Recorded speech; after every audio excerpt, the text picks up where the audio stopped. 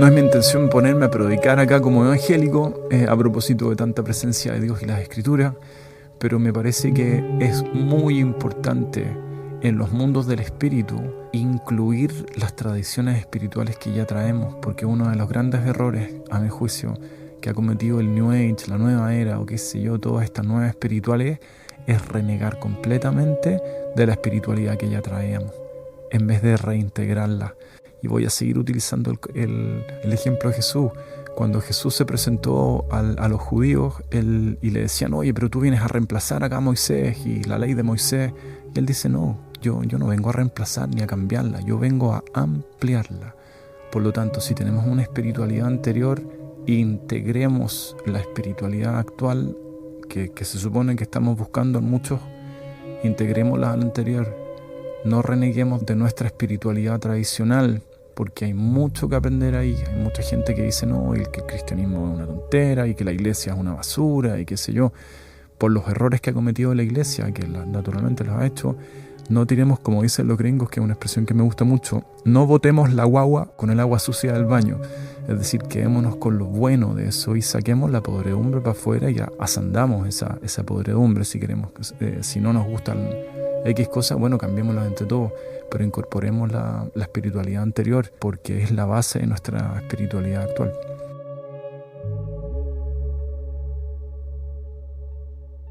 Ya estamos de vuelta acá en nuestro tercer bloque de Sinfonía Oculta de la Existencia, ahí acompañados por don Leonard Cohen. Me cae muy bien Leonard Cohen, me parece una persona tremendamente interesante, no solamente por su calidad como cantante y qué sé yo, sino que una de las gracias que él tiene que él es un artista bien completo. Él tenía antes de ser músico, él se dedicó a escribir muchas cosas y esas cosas que escribió son muy profundas, tenía una visión muy, muy curiosa. Él venía originalmente de una familia judía ortodoxa, que tengo entendido, y poco a poco fue transitando distintas espiritualidades humanas. Y esas espiritualidades de alguna manera lo acercaron bastante al cristianismo, a la figura más bien de Jesús más que al cristianismo. Él se sentía muy cercano a Jesús y por otro lado también exploró mucho lo que fue parte, de hecho fue ordenado como monje budista, no sé en qué variante del budismo, pero sí le interesaba mucho el ser. Entonces alguna vez recuerdo haber leído una entrevista en donde le decían, oiga, pero ¿y usted cómo sigue su judaísmo y al mismo tiempo sigue esta figura del Zen y este movimiento, o sea, esta filosofía Zen? Y él decía, mira, yo la verdad en el Zen en ningún momento me habla de Dios ni de alguna cosa que yo sienta que sea contraria a mi religión. Por lo tanto, no veo cómo puede haber contradicción posible. Él simplemente lo integraba, él iba integrando. Y eso se nota, fíjense en su manera, en las letras, en sus composiciones, en su música. Es una persona muy interesante. Se lo súper recomiendo que le echen una miradita ahí a la obra, tanto literaria como musical de don Leonard Cohen. Y bueno, vamos a seguir tocando un poco otros temas de conciencia. Tenemos un Instagram ya del programa. El Instagram es Sinfonía Oculta, todo junto, para que ahí me hagan llegar sus preguntas, sus ideas, sus consultas, descargos, comentarios, ahí lo que quieran. La idea es que tratemos de hacer la cosa lo más comunitaria posible y ahí pueden hacerme llegar sus comentarios y qué sé yo. Bueno, y en este bloque tenía la intención de comentarles un poco, de echar un par de pasos para atrás y volver a esta idea de que la voz de la conciencia se explora a través de esta máxima que hablaba en el mundo antiguo. Por ejemplo, una de las leyes herméticas, las runas incluso también hablan de lo mismo. Entonces, en este conocerse a uno mismo nos enfrentamos a una verdad interior, llamémosle así. Es decir, hay una voz interna, como lo he dicho ya repetidas ocasiones, que tiene una existencia que podríamos decir, al menos desde lo vivencial, es relativamente autónoma, porque tiene opiniones que aparecen de manera espontánea, que no son producto de la mente, ni del pensamiento, ni de la lógica. Luego tiene irrupciones que son nuevamente espontáneas, en cuanto a una serie de cosas. Entonces hay una realidad, no vamos a llamar independiente, pero sí podríamos pensar que es una realidad, llamémosle, no sé, autónoma si queremos, porque no es que, y bueno, en la medida en que vamos explorando eso, nos vamos dando cuenta de que hay una verdad interior, una verdad que de alguna manera simplemente es, y que en la medida en que dejemos que se manifiesta, logramos entrar en contacto con esta voz que curiosamente parece conocerlo todo. Y a eso es lo que muchos le llaman la voz de la conciencia, como la voz de la verdad. Y eso es muy interesante, porque nos damos cuenta de que tenemos ya incorporado dentro de nosotros mismos la verdad. Puede sonar un poco grandilocuente, puede ser un poco hasta, podemos pensar, si lo tomamos mal, podemos pensar que es un poco hasta egocéntrico. Pero no, pues, bien entendido, nos damos cuenta de que incorporado en nosotros mismos ya tenemos un fenómeno de conciencia infinitamente más amplio del que tenemos en nuestra vida animal diurna material, por decirlo así. Entonces es muy interesante ver cómo existen tantas escuelas de conocimiento que hablan respecto al explorarse, explorar esta voz de, algunos le llaman la voz del Señor, a otros le llaman la voz del alma, la voz de Dios, y qué sé yo, pero siempre se liga a una instancia superior que está en el hombre. Y como les decía también en el bloque anterior, si esta instancia es parte del hombre y está antes del hombre y después del hombre, quiere decir que el hombre es algo más bien momentáneo y el alma es algo más bien eterno. Por lo tanto, la identidad del hombre vendría a ser más bien su alma, no este vehículo temporal. Entonces, si queremos aprender la verdad y entender un poco mejor el universo, exploremos el mundo del alma mejor, que el alma es ontológicamente real. Es decir, existe antes del nacimiento y después de la muerte. Por lo tanto, quedémonos en lo eterno y no en lo temporal, porque lo temporal es transitorio. Y si es transitorio, es una verdad momentánea, y una verdad momentánea no es una verdad, simplemente es una circunstancia, podemos decirlo así. Entonces, este camino de conocimiento y de explorar la verdad está íntimamente ligado al alma.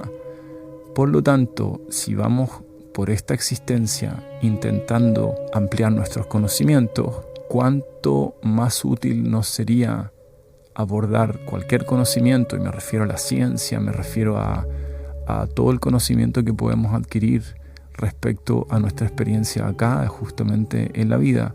Cuánto más real sería el conocimiento y cuánto más podría avanzar la ciencia si incorporara el concepto de la verdad desde el alma, es decir, incorporando el mundo de Dios, por ejemplo, de lo trascendente, como queramos llamarle. Si no estoy hablando necesariamente de algún cuerpo de conocimiento religioso, ni un cuerpo de creencia, ni mucho menos, pero sí, si incorporáramos la existencia de Dios a nuestros estudios científicos, por ejemplo, a nuestra ciencia, a nuestra medicina, a todos los quehaceres humanos, tendríamos la oportunidad de explorar cosas que la ciencia hoy en día pretende desconocer, porque muchas veces la ciencia se encuentra con cosas que la incomodan y por incomodarlas las termina escondiendo. Por lo tanto, el método científico que usan muchas veces lo usan solamente a su conveniencia.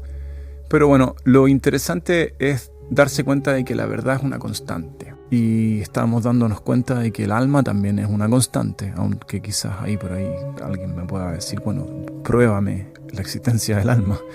Vamos a seguir tratando de hacer eso en este programa una y otra vez. Para mí, el hecho de tener una voz interior ya es prueba del alma, por ejemplo. Entendiendo que esa voz interior tiene un conocimiento mayor, como les decía, que el conocimiento que puedo haber tenido yo de este mundo sensorial o desde lo sensorial. Entonces, ya escuchando un poco la voz del alma, me doy cuenta de que tiene mucho más que decir muchas veces, o tiene mucho que aportar. No se trata, no es que niegue lo externo, sino que si yo integro la voz del alma a mi experiencia sensorial, hace que mi experiencia sensorial sea mucho más completa y logro un total que es mayor que la suma de esas partes. ¿Se fijan? Bueno, una de las maneras, por ejemplo, de ir explorando el llamado mundo del alma es a través de un ejercicio de repetición que llamamos meditación, en donde yo intento, por ejemplo, serenarme, cerrar los ojos si quiero, aunque se pueden hacer meditaciones en movimiento, pero cerrar los ojos y poco a poco intentar calmarme, observar mi mundo interno, darme cuenta de todos los movimientos automáticos, como la imaginación es automática, como la mente es automática, como la mente es una radio que nunca para, cómo no hacerle caso a esa mente que siempre está constantemente recibiendo información y generando información, cómo hacerla a un lado en buena onda, pero no hacerle mucho caso, porque la mente nunca para, y darle un espacio a otra cosa que se manifieste. Ahí tenemos un claro ejemplo de cómo experimentar los primeros atisbos de la manifestación del alma. Y si tenemos paciencia y poco a poco hacemos que ese ejercicio se haga periódico en nuestras vidas, vamos a ir teniendo ciertas sensaciones que nos van a ir calmando, haciendo más sereno y manifestando sin que nos demos mucha cuenta muchas veces, porque es como sentarse a ver qué hacer el pasto, entre comillas. No se puede. No es algo que suceda de manera muy rápida, pero sí hay un crecimiento silencioso. Y de repente llevamos varios meses y podemos darnos cuenta de que hay algo que empezó a crecer, hay una semilla que empezó a manifestarse. Pero no es que la estemos creando, sino que en el fondo le estamos dando el espacio para que algo germine en esta realidad cotidiana. Y ahí poco a poco podemos experimentar la realidad del alma. Pero bueno, esta es una de las infinitas instancias en donde tenemos la oportunidad de experimentar la realidad del alma. Y curiosamente, el alma encarnada, podemos decir que no se manifiesta. Algunos dicen por ahí que el alma está oculta siempre detrás de las cosas y que tenemos que buscarla. Pero también podríamos contraargumentar que el alma encarnada justamente es el cuerpo físico, porque, como les decía hace un rato, el cuerpo físico es una consecuencia de la presencia del alma en la materia. Pero bueno, parte de este juego de la existencia implica este juego de los espejos, como decía alguien por ahí, en donde yo tengo que irrumpir en este lugar llamado materia, en este lugar llamado creación, en donde el mundo me va espejando cosas que no me doy cuenta que tengo hasta que tengo la oportunidad de verlas en mí mismo, porque las vi primero afuera, las puedo experimentar dentro. Bueno, y es todo un juego de la encarnación en ese sentido. Otra de las frases que quiero dejarles, y se las voy a dejar para la próxima semana, así como un teaser, ¿no? Hay una frase muy interesante que dice: el miedo a la muerte es el miedo de Dios. Es decir, tengo miedo de morirme porque le tengo miedo a Dios. Es una frase bien tremenda. Algunos me podrían decir, pero pucha, ¿qué tiene que ver con el miedo a la muerte con Dios? Pues no, pues sí. ¿Qué es eso? Bueno, ¿por qué creen ustedes que el miedo a la muerte es el miedo de Dios? Es una frase de Krishnamurti, creo. Bueno, y con ese pensamiento que vamos a desarrollar la próxima semana y tratar de empalmarlo justo con todo lo que estamos hablando ahora, porque naturalmente tiene que ver, esto un hilo dorado, como decían antiguamente, que va ligando todos estos temas hasta que poco a poco vamos entendiendo que de alguna manera todo se junta, todos los caminos llevan a Roma y Roma en este caso es el mundo del alma. Bueno, con esto me despido una vez más. Les agradezco infinitamente su compañía, su paciencia, su interés en estos temas que esperemos sean interés de cada vez más gente para que podamos tener una experiencia de vida más plena, más consciente, más trascendente y tengamos la gracia de poder finalmente conectar con nuestro Dios Padre Creador.